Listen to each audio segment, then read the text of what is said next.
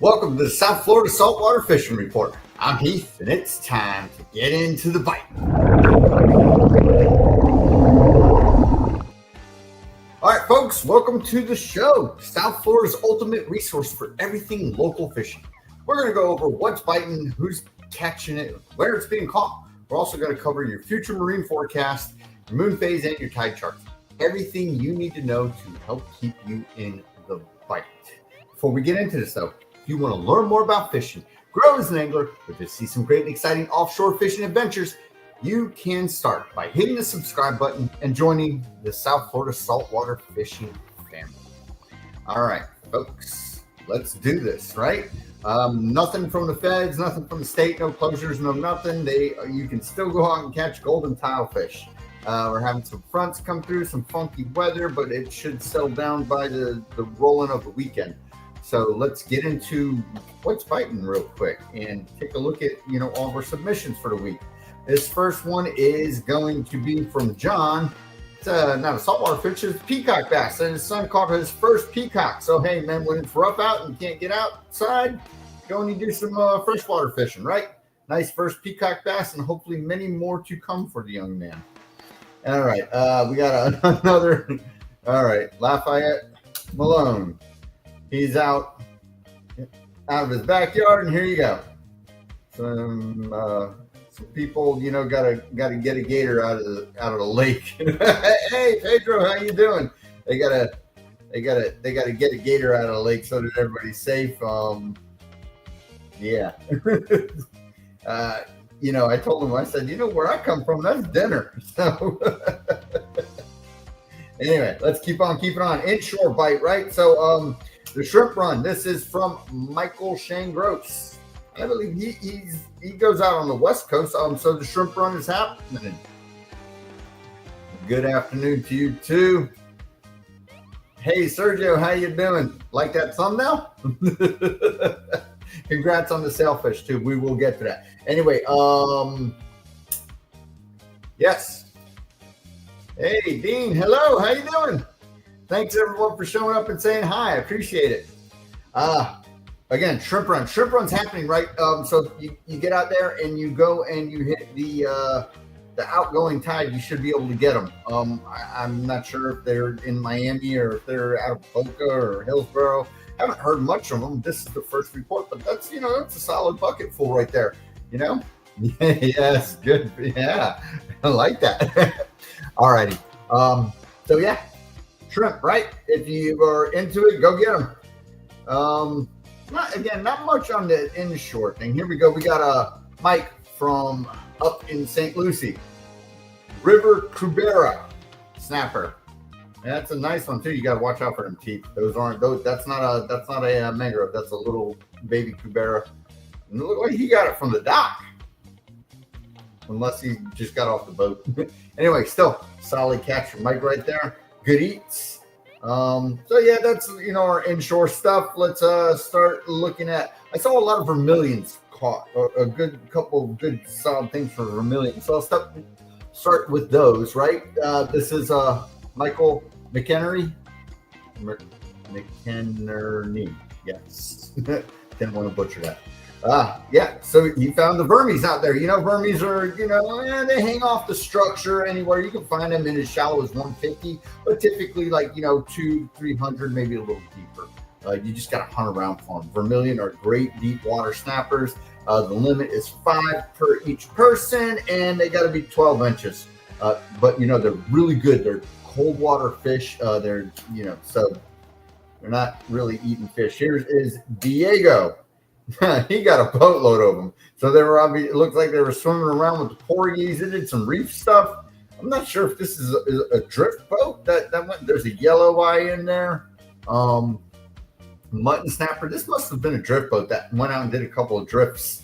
Unless they just happened to go out and do a little bit of everything and pound away at it. I see grunts. I see porgies, vermilions, everything. So, the snapper bite was obviously happening here, out deep and over the reef. You can see the mutton snappers back here. Don't see any yellowtails, but still solid eats right there. And then let's see. We got a wahoo right here. This is from Todd. Nice wahoo right there. Always good eating, you know. Get out there and you get you a nice, trying to see where he's at, if I can take that off. But no, hey, still, wahoo are happening right there. Still swimming around. We're away from our full moon. So, you know, they're around. We're heading into March. The big old females are going to start eating. So, you know, you'll want to, you know, start figuring that out if you're going to troll your Nomad DTX deep divers, if you're going to planer troll, if you're going to high speed troll, and you know, there's a ton of different ways to get into them. I think, you know, I always think, you know, if you're really not dialed in, you want to either stick with planer trolling or the Nomad DTX, and you want to use like 200 to 300 pound leader at the end of it. That way they don't nip it off. And you know, planer trolling, use 80 pound mono, 100-foot leader of it. And you know, if you go with wire leader, you'll get less bites, but you'll more secure the fish. If you use long shank hooks, you know, you will get, you know, you kind of reduce the risk of a cutoff, but you'll get more bites because of the lack of the wire leader. So, you know, you just got to figure out what you more like to do. All right, and then we got Sergio. Here he is, his first sailfish. Congrats on that. And, you know, again, many more to come. So, you know, and, you know, folks, if you ever get a sailfish, don't feel bad about keeping it if they're legal size, right? You throw them on the smoker, it's pink meat. Sailfish is pink meat. It's not white flesh. So, you know, they got a little bit of a funky flavor to them if you just try to fry them up or something. They go great on the smoker, though. I actually talked to someone who caught one a while back. He said it made great sushi. So, you know, hey, whatever floats your boat. Anyway, congrats on the sailfish. And, you know, like I said, many more in your future, hopefully. All righty, folks. So that's our bite for this week. Those are all the submissions. We had, you know, a little bit of a rough weather weekend this past weekend, so the submissions aren't crazy. But as we, you know, head further and closer towards, you know, the warmer months, that stuff will pick up, and you know, all the goodness that comes with the change up of the species with these changing months. Kingfish will start to bite. Like I said, wahoo are going to start biting more prevalently. Yes, thank you. We like to see congratulations on other people.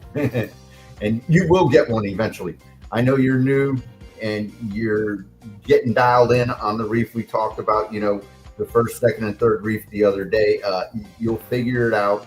Sailfish, you're just going to have to take your time. Really, if you really want to do them, you're going to have to live bait them up. Trolling up sailfish is more 9 times out of 10 incidental. But it does happen. So you got to be prepared, whether you got a planer down or you're trolling something up on top. Sailfish typically hang out. Sailfish are reef creatures. They're going to hang out between 90 feet and, you know, that deep ledge of that third reef, which is at around 300. So just think about that. A lot of times you will see them up on top feeding. So yeah, you know, we're in that phase where we're going to start heading into spring, and snapper bite. Right, yellowtails are still biting. We're going to start seeing the mutton snappers start feeding more as we head into spring. Also, we will end up. Let me see, what did you say? Thanks. We live baited Gogs, drifting 400 to 60. Caught the first one in 60, and the rest around 300. There you go. Hey, yeah. Sailfish I've seen sailfish in 15 feet of water, like running over reefing, like, whoa, what is that? Is that what I think it is? Yeah. So they're all over the place. People catch them periodically off the pier. So. You know, yeah, still congrats on it. And, you know, they're a very fun fish to catch. Yeah, yellowtails, right? Mixture of zero mackerel in with them. The mutton snapper the bite's going to turn on. The mangrove snapper bite, yeah, you know, that kind of is a year-round thing. I saw tons of lane snappers being you know, picked off this weekend. Again, lanes aren't exactly the biggest snappers, but you know, hey, you can keep them when they're 8 inches. So some little fish nugs going on there. And then I did see the charter boats were picking off some mahi. So they're around. You just got to go and hunt them down, and again the wahoo. So all right. So enough of the fish report, right? This up and coming weekend, the weather should settle down. So maybe we'll be able to all hopefully get out there. Let's take a look and see what the reality of that is going to be with our forecasts, and we can make some educated decisions from there. All right. So this is right now. We had a front pass through, right? Yep, got one from a crappie jig. Didn't last. What did you get one? Get a sailfish or something else?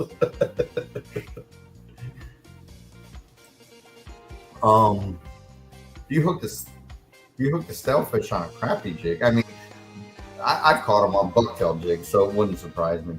Trying to fish for. Oh, wow. That's amazing. Yes. Sailfish. Okay. Yeah. All right. Yeah. Like I said, I've got a video from about a year or two ago that I filmed where it was a long day. Anyway, regardless, yes, I caught a sailfish on a little bucktail jig trolling it. It took like an hour and a half to get him in, and then like 45 minutes to revive him. Oh, a little baby, but a jump. Yeah. Hey, still solid hookup, right? Yeah. Fun. Okay, weather.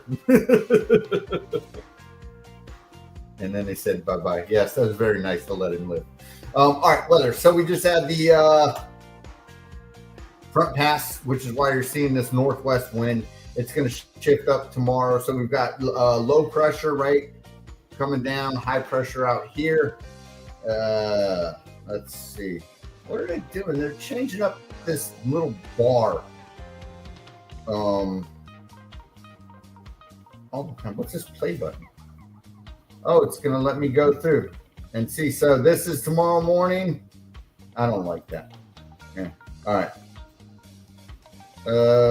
Tomorrow morning at about 7 a.m., right? We got the east wind. Changes up from the northwest to the east. It's going to blow in, and that'll create a little bit of a swell. Hopefully, we'll see what happens.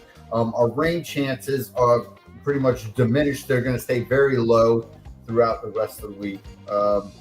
Tomorrow afternoon, again, low winds, not very elevated. If this is your first time viewing windy, it is a great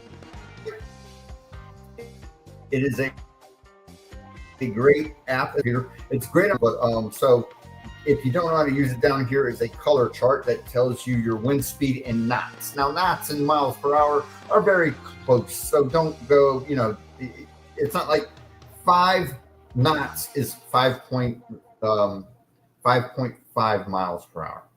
A knot is 1.1 miles per hour, right? So just bear that in mind. So like here, what we see here is this kind of aqua color. So you can say we're in between 5 and 10 miles an hour. Now, if you are on the computer, you can always click on a specific spot, and it will tell you we're at 7 knots, and it tells you the direction from the east. Okay, so that's just a little trick of, no, I don't want that. I'm trying to get rid of this. And they got a couple of different graphics, which we'll go through here, just for people who have not done it. Again, if you're watching the video, the live stream, you can always go on the descriptions, and all these websites we're going to go through are in the description. Just copy and paste into your web browser, and you'll be able to use them at your disposal. All right, so that's tomorrow. Winds, 7 knots or so. Thursday morning, looking a little bit more mild, especially along the Tri-County area and the coast, all the way up north of Palm Beach, and all the way up in the Fort Pierce Vero area. Everglades National Park down in the Keys, and though they're looking like they're getting a little bit more around the low double digits. All the way up on the West Coast, Big Bend area, nothing. And they're on the leeward side of the peninsula most of the time. So, all right. So that's tomorrow morning. Tomorrow afternoon, the wind starts heading more southwesterly, right? At about look at it and go nine knots, right? 9 miles an hour. And regardless, when you get a west wind, it kind of tends to create a swell. It'll lay the ocean down. Your period between your waves will be longer. Thursday at 7 a.m. looks like the wind starts picking up from the north, a little bit northwesterly. Not too bad, but again, we are in the double digits. If you look on your color-coded chart right here, you're 10 to 20 miles an hour. So if we zoom in, over about a mile out, it's not bad. And again, it's coming from the northwest, so it's not really going to create too much havoc out there on the ocean. Like today is kind of a bumpy day, and it's going to sort of peter out as the rest of the week goes on, I believe. I believe the people who are going to be more misguided and misleading when it comes to this will be NOAA, because of the general vicinity that they follow up here, Vero Beach and everything. Yeah, you're coming from the northwest, right? So even the Keys, that wind is blowing offshore, which means they will be laid down all the way upper Keys to the lower Keys, 10,000 Islands, Everglades National Park. Again, leeward side, so they're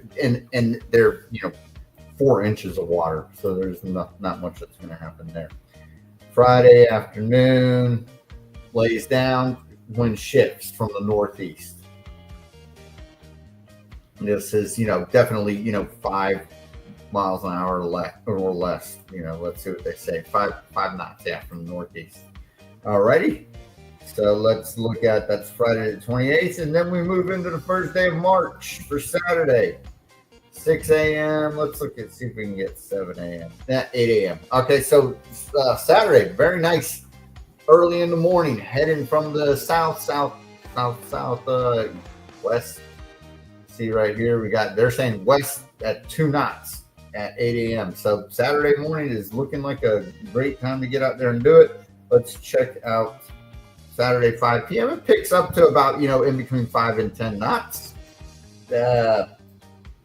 Again, down in the Keys, the wind is, upper Keys is pretty much, non-event when it comes to the wind, but the lower you go, down Marathon, down to Key West, you've got the wind blowing out to sea, so it'll lay it down somewhat until you get way the heck offshore. The more north we go, we've got the wind tends to look northerly, northwest, so we'll see what happens with the waves here. You can zoom out and sort of give us a better view. Sunday, the wind looks like it wants to pick up. So it looks like Saturday will be a nice wind day. We'll check out and see what's going to happen with the waves and the rain, right?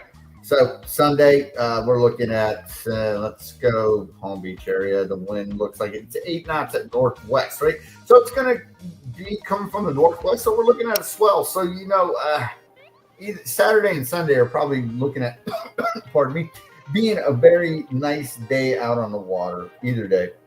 3 p.m.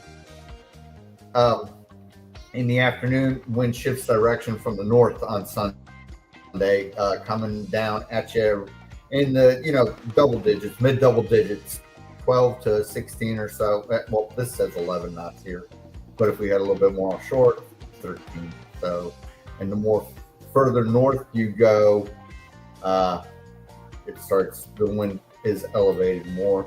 The Keys still have an offshore breeze, so they're looking good there. The West Coast looks like they've got the wind that's less favorable for them come the latter part of the weekend.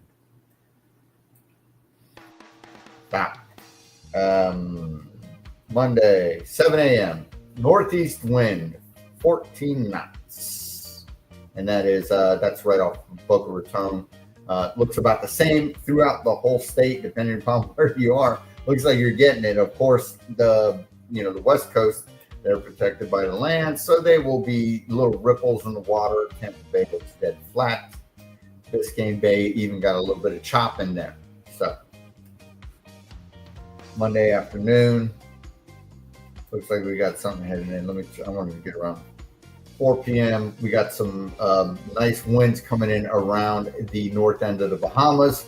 starting to encroach the east coast. Looks like Palm Beach north up into Vero Beach. Those are some elevated winds above 20 miles an hour steady.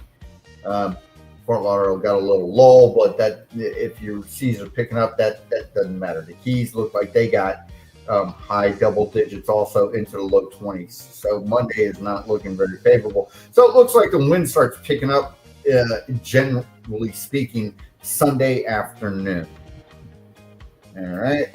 And into Tuesday morning, it's not looking any prettier, as that wind is definitely going to be sitting right offshore, and it's coming straight from the east. So as the week progresses, we can be sure to see some.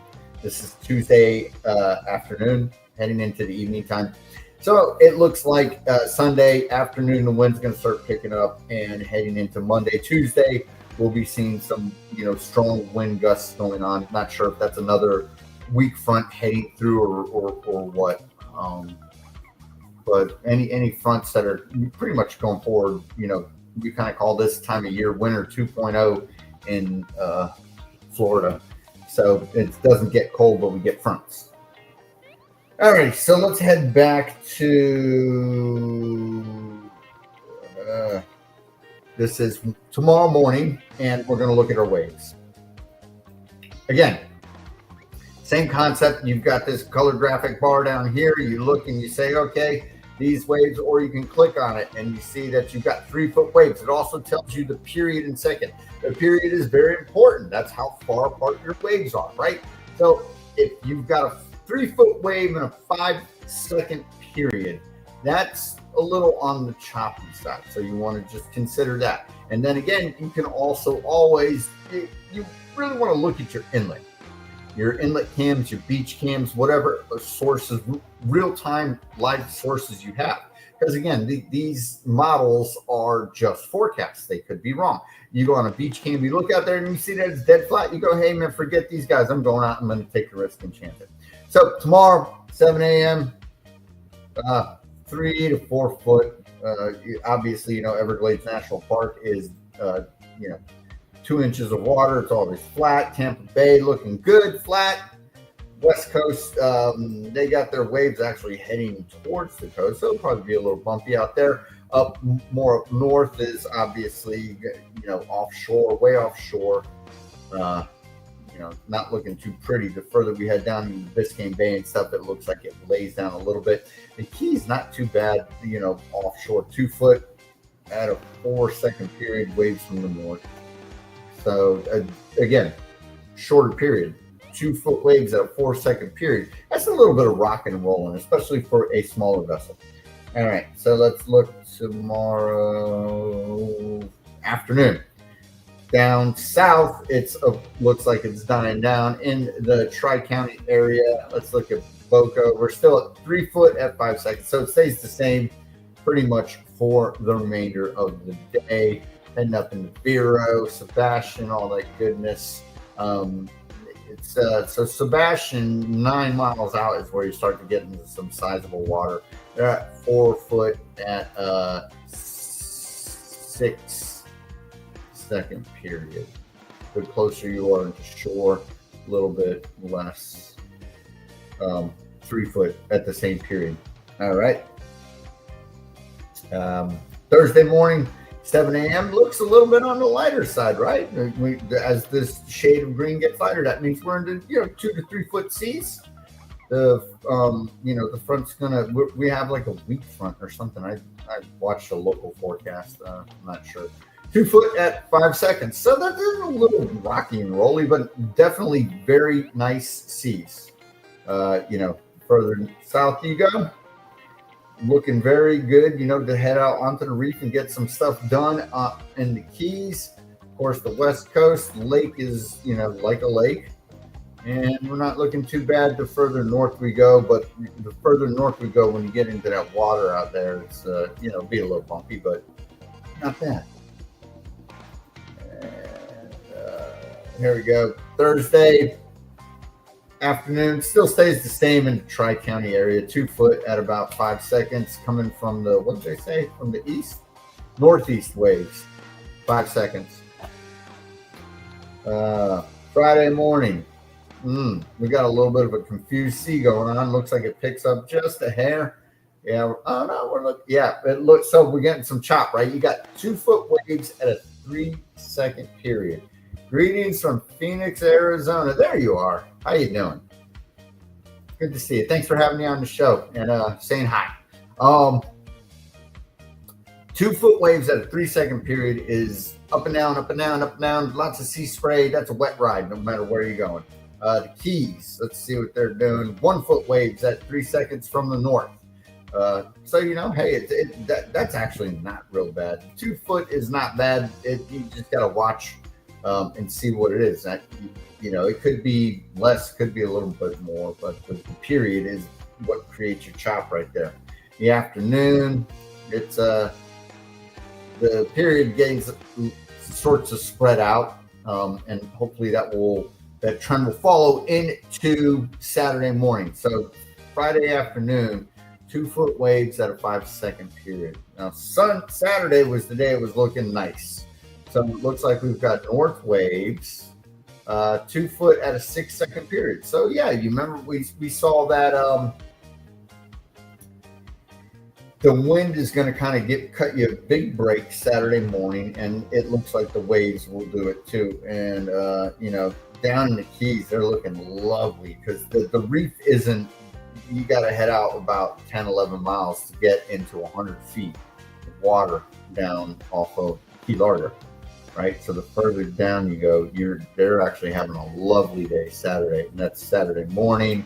Up more north, it's a little bit more wavy out there, but not too bad. Saturday afternoon, same thing. So it stays about the same. 2 foot. They're looking at 2-foot waves, 6-second period from the north, all day Saturday. Sunday, 1-foot waves. That's 6 a.m. Let's look at 7 a.m. when the sun comes up. 8. 1-foot waves at 4 seconds. Further offshore you go, that goes to 3. So Sunday, and even though Sunday we saw the wind starting to pick up in the morning, looks like the waves will, you know, stay calm, and then we should probably see an elevation in activity come the afternoon. The Keys still got nice weather up north. It's, you know, I guess they got a little bit more wind heading right at them. So, you know, it's Vero Beach. You're looking at 2-foot waves at 5 seconds. So it's not bad. 1 foot down in the Tri-County area, heading north, 2-foot waves, which is, you know, Sunday is, you know, doable.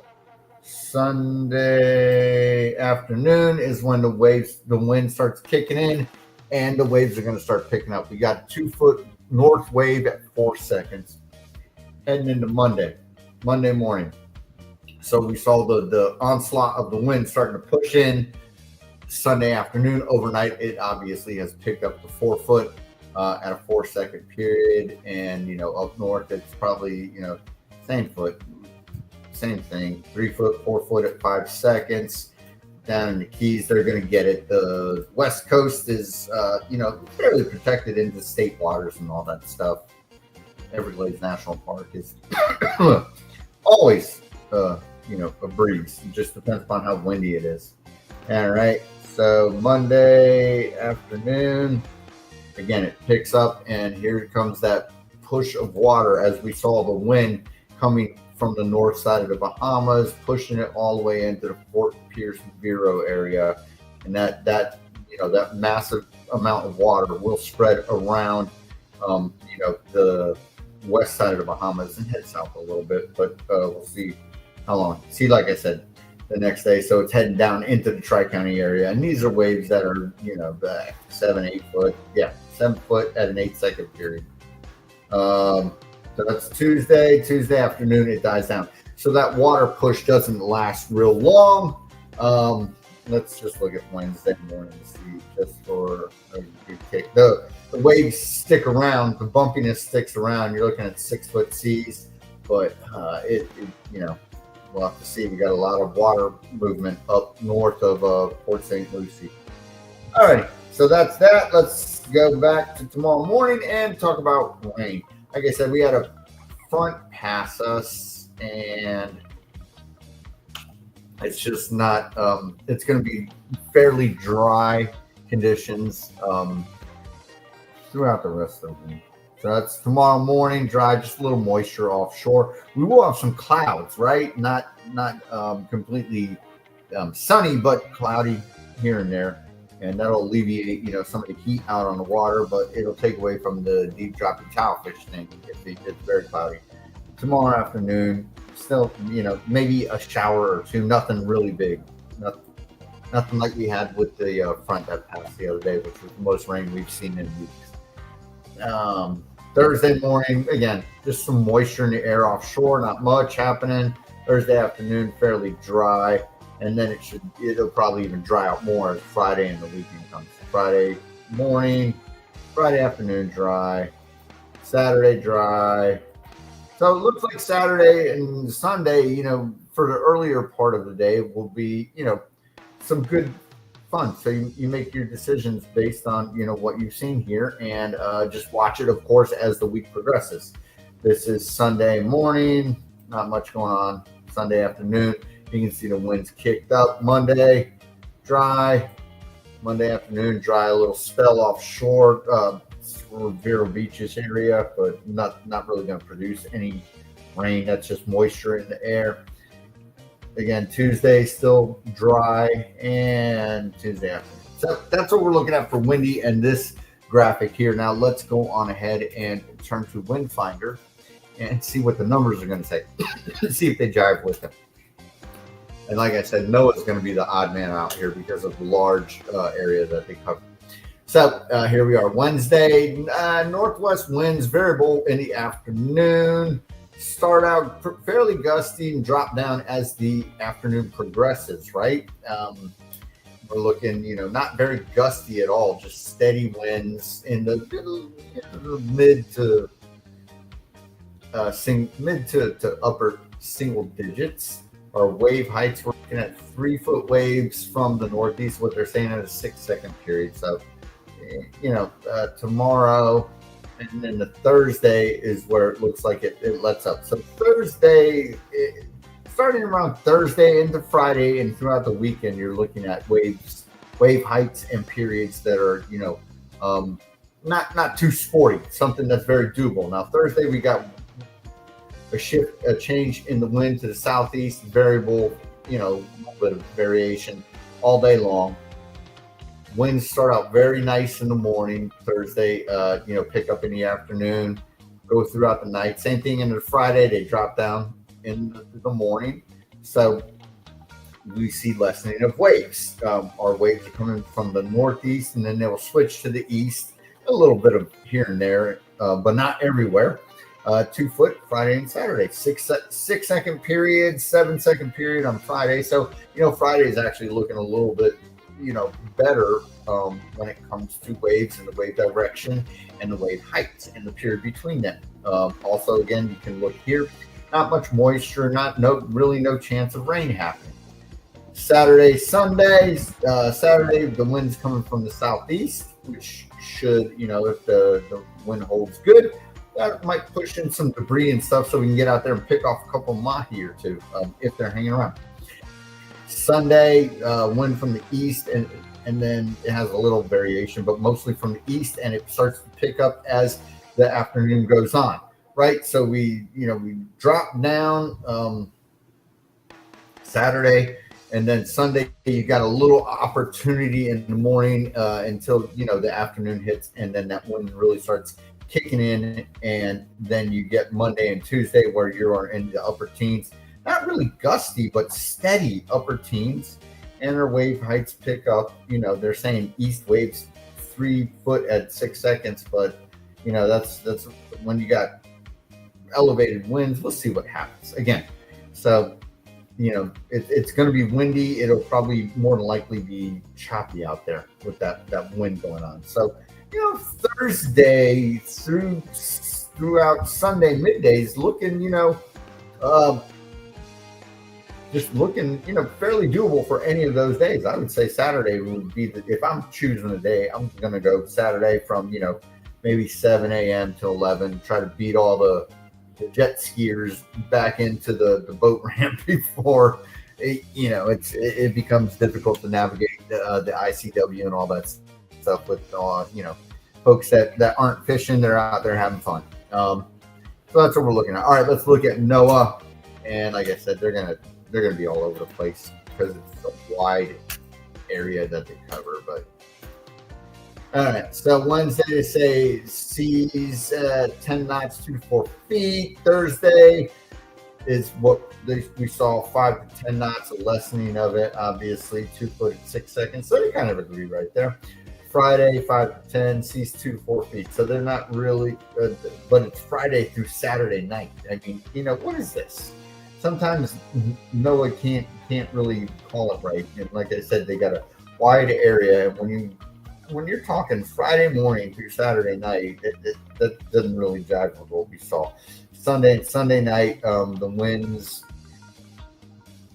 come from the northeast, 2 to 3 foot. That's kind of what I'm calling quits for NOAA right now. They're not really agreeing with nobody. All right, let's talk about our moon phase.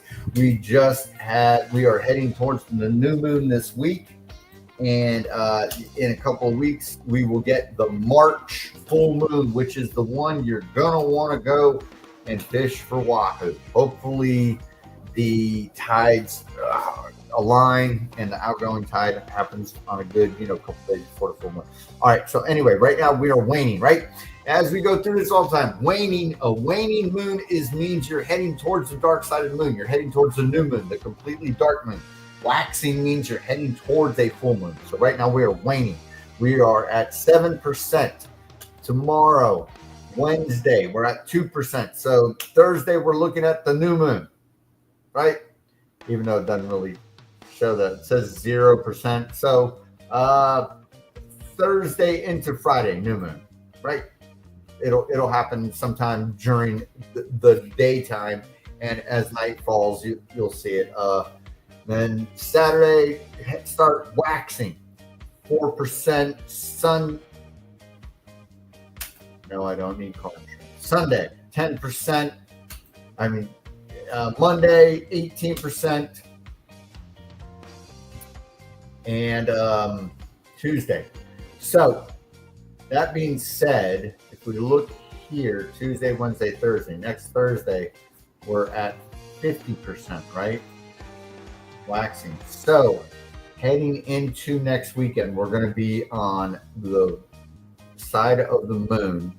This is Wednesday, Thursday, Friday. So we're going to be those couple of days before the moon. So in the weekend, earlier part of next week, will be that March full moon that you're going to fish. Now you can fish either side of it. I've found as we approach the full moon, the wahoo bite to be more productive, but they do tend to do it on either side of it. It only helps wahoo or one of those fish that feed by the moons. Now, here's another thing that we've got going on, seeing that we are waning, right? Today, here we are today. Stop! Here we are today. Right, we're waning. So dark moon, right? You can get out there and you can catch your bait, your thread fins, goggle eyes, all that stuff. When you got an illuminated moon, those fish tend to not really bite because the predators can see them. So they scatter and they hide over the shadows of the reef at night. When you've got no moon, they're a little more free to roam around the ocean and feed without really worrying about the predators picking them off, which is the reason during the dark phases of the moon, the predators tend to eat more. The mahi eat more during the day. The tuna eat more. Your king bite is a little bit better. Your snapper bite is a little bit better, when you're about halfway through.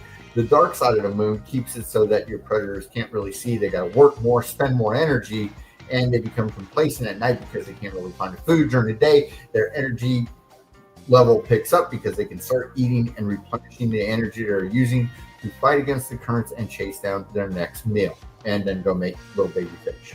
That's the way that works. All right, tides. Let's see if the tides are on our side this week, which they're not because they were last week.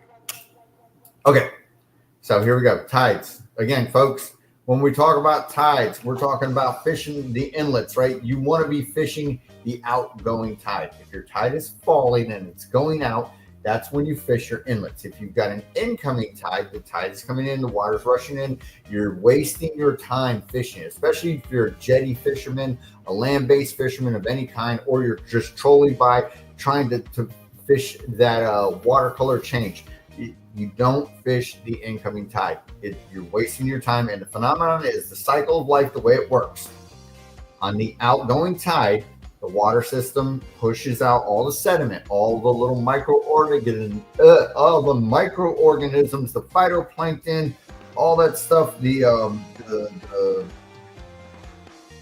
Bear with me, I drew a blank. Anyway, yes, it pushes out all the stuff, sediments and everything. Little bait fish come in and the chlorophyll. That's what I was thinking. Also, it pushes out chlorophyll. Where there's a mass amount of chlorophyll is where lots of little microorganisms eat and all that stuff, right? So little bait fish come in and they eat that stuff, and then what comes in and eats the little bait fish? The big fish. So that is how the cycle of life works. So if you don't have an outgoing tide, it is not feeding time for the fish, okay? And then again, fish are also like humans, where they eat in the morning and they tend to feed better as the sun's going down.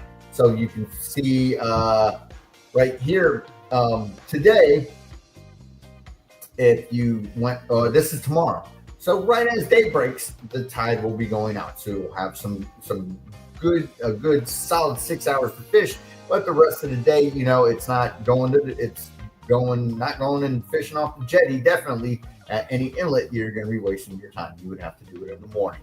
Thursday, as day breaks, you are going into the slack tide. So the bite tends to wander a little bit. However, I've seen people have great bites at the slack tide. I had a buddy who had a great year wahoo fishing a couple of years back, and at the slack tide was when he was getting me, some solid ones. Anyway, so you want to, hang out, and then if you're doing that fishing, whatever it might be, jetty fishing, drifting, chumming for yellowtail, trolling the edge, something, anything, you want that outgoing tide. If not, just go fish the reef, fish your structures, do something else, because that water flow is not on your side. So as we head into the weekend, obviously you can see we're more in the incoming tide as we get to daybreak. And then again, as the week progresses, you can also see that this outgoing tide hangs out in the middle. So the good thing is this being said, the tide chart shifts, right? Tides roll in 12 hours. So you got 6 hours up, 6 hours down. But this tide always shifts this way. What this means is next weekend, when that moon is going to be heading towards that good wahoo fishing area, you will have the outgoing tide on your side as daybreak is coming in. We all know that wahoo is, a low light level bite most of the time. That's when they're most productive. So as day's breaking, and also you will have that outgoing tide more than likely in the afternoon if you are an afternoon guy that wants to go out and, pull some baits for them in the afternoon. So that's what we're looking at, folks, for our tide charts. Not very favorable this weekend, but hey, go and hit up the reef and do something else. All right, folks, that about does it. Before we head out, before we sign off, if you are in the market, I want to show you South Florida saltwater fishing shirts. These are the UPF 50 fishing shirts that everybody sees. They come with hoods, gaiters, just hoods without anything. They come nice. You can get the South Florida Saltwater Fishing logo on the front, on the back. This is from our sponsor, WindRider. Again, the link is in the description if you're looking for it. All these shirts, they all cost about the same, no matter where you go, no matter what you're looking at. If you're looking at, let's say you're looking at hook fishing, or you're looking at, Salt Life, whatever it may be, or some other brand, from a local bait shop or not, whatnot. It's all the same stuff. They're UPF 50 protection. They dry quick, right? They keep you warm in the winter. They keep you cool in the summer. They've got this particular one has a pocket in the back for you to shove whatever you want to. It comes in with a built-in gator, a hood, everything. Anyway, regardless, South Florida Saltwater Fishing brand. If you're in the market, hey, just consider taking a look at the website and see if it's something that you are interested in. Again, like I said, you see this price tag right here. Sometimes they have sales. They'll give you 5-10% off, and regardless of where you go, those shirts are all going to be the same. The price is comparable. So yeah, if you're in the market for a shirt, consider giving the brand a try, and definitely post a picture when you catch fish with one of them on it. We have people do that all the time. All righty, before we shut off, folks, we're going to talk about Facebook, right? If you're on Facebook, what you're going to want to do to be part of this show, you want to join the South Florida Saltwater Fishing Report, right? Here it is. Looks like this. Actually looks like this minus the date, okay? And what happens is this is the Facebook page that is directly linked to this live stream every Tuesday. This is the page that runs this show. What happens is every Monday we put on meaning me, I put up a post that says, hey, show us what you caught. You go there and you put all your catches of whatever you caught. And if you make a post, you can talk about it and say what you want. If not, just post the fish. If you make a post, it's guaranteed to, make an appearance on the show. And you always have the chance of posting and me selecting your photo, and it becomes the thumbnail for the live stream on the YouTube channel. So, a little bit of incentive, a little bit of, love to share there.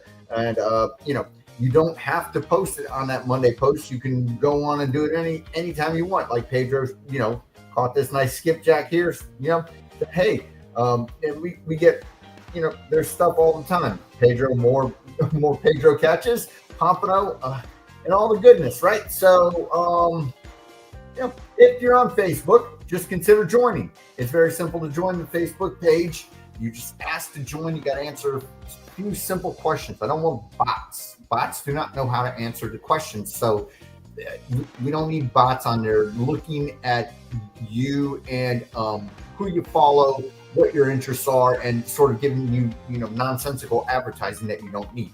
It's a private group. We're not having that mess. Answer the question, what's your favorite fish, and do you agree to the rules? The rules are simple. No spam crap, no selling stuff. No YouTube videos. I do support YouTube channels. If you say, hey, I'm a YouTuber, this is my channel, of course, man, I, tell people who they are. I support the local charter captains that post, stuff all the time. Neil Link, PalmBeachCharters.net, YouTubers, Jason Reese, Guggen the Pro Offshore Angler. So, anyway, it's all good fun in games, and definitely, meant to help out local fishermen here, definitely in the Tri-County area. But, we do our best to cover the whole state. Alrighty, folks, that about does it for this episode.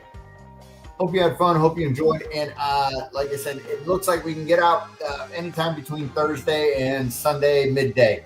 So let's get out there and do it, right? And hopefully we will, have a bunch to show and have a good old show next Tuesday. Till then, South Florida Saltwater Fishing, going wherever the cool wind takes us.